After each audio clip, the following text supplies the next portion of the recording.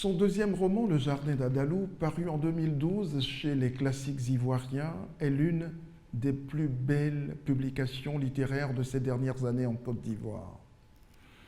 À la table des plus grandes plumes de la littérature africaine, Josette Declercq-Abondio mérite qu'on lui fasse une meilleure place.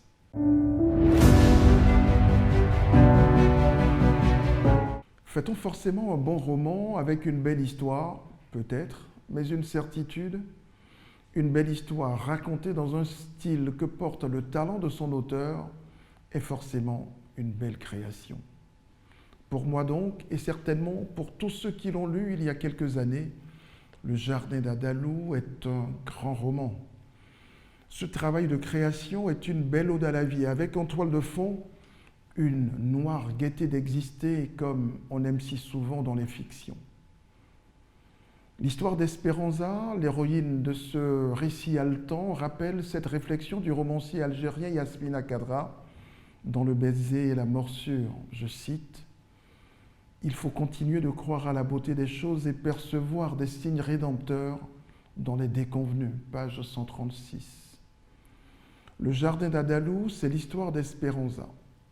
La terrible vie d'une fillette que l'on voit grandir tout au long de ces 310 merveilleuses pages de fiction.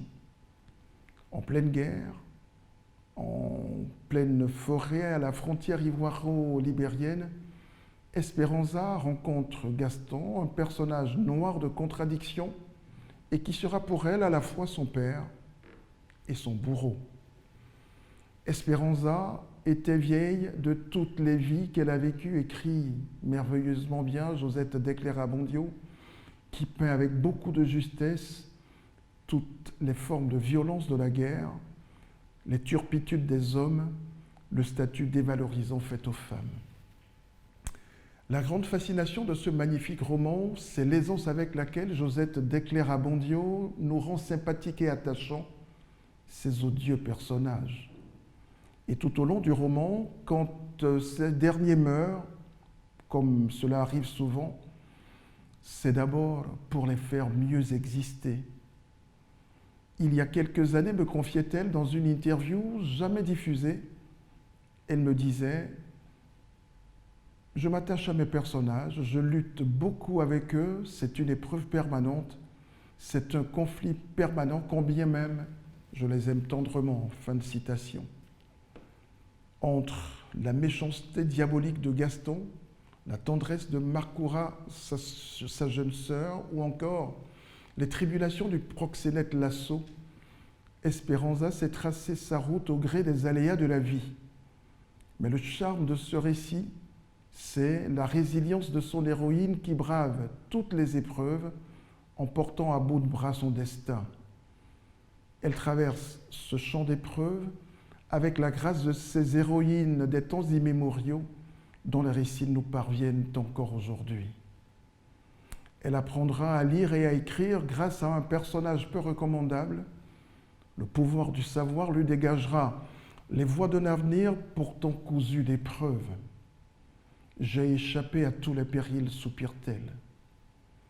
Ce que j'aime chez Josette Abondio, c'est cette boulimie des mots, cet obsessionnel souci du style qui procure chez le lecteur une telle ivresse de bonheur. Parce que le style, c'est la substance, disait Nabokov, parce que le style, c'est ce qui reste, confirmait plutôt Ferdinand Céline. Le Jardin d'Adalou, c'est le roman des drames que vit l'Afrique sous les bombes dans certaines de ces régions. De ces drames, il faut parler. Josette Abondio nous résume ce devoir de mémoire dans une formule qui démontre la puissance de son écriture. Il faut exhumer le passé pour mieux l'exorciser, page 278. Faire de la plus cruelle réalité vécue une jouissive fiction pour la postérité, c'est la grande force de cette belle œuvre de littérature, Le Jardin d'Adalou. Le Jardin d'Adalou me rappelle aussi le magnifique roman Kavina de Boubacar Boris Diop du Sénégal, un roman tout aussi haletant. À la semaine prochaine et bonne lecture. mais je vous rappelle tout simplement que Le Jardin d'Andalou de Josette Declercq-Abondio, publié en 2012 chez les Classiques Ivoiriens, est encore disponible sur les rayons de toutes les librairies ivoiriennes. À la semaine prochaine.